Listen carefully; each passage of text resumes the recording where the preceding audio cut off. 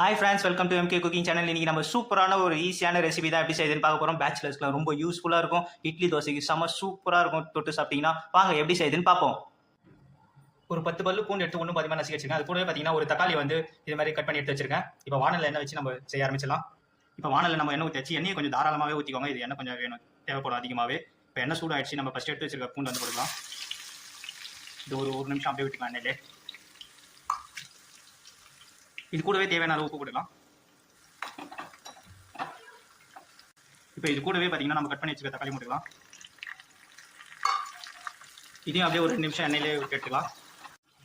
தக்காளி போட்டு 2 நிமிஷம் அப்படியே எண்ணெயிலே விட்டேன். இந்த அளவுக்கு நல்லா பிரிஞ்சு வந்ததுக்கப்புறம் இப்போ வந்து தேவையான அளவுக்கு வந்து மிளகாத்தூள் போட்டுக்கலாம். இன்னைக்கு பார்த்தீங்கன்னா நான் வீட்டில் அரைச்ச மிளகாத்தூள் தான் போடுறேன். தேவையான அளவு போட்டுக்கோங்க. மிளகாத்தூள் போட்டு 1 நிமிஷம் மட்டும் ஸ்டவ் அப்படியே லோ ஃப்ளேமில் வச்சுட்டு அப்புறம் ஆஃப் பண்ணிக்கலாம். ஒரு சூப்பரான ரெசிபி ரெடி ஆயிடுச்சு. நீங்களும் மறக்காம உங்க வீட்டில் ட்ரை பண்ணி பாருங்க. மறக்காம சேனல் சப்ஸ்கிரைப் பண்ணிக்கோங்க. Bye bye friends.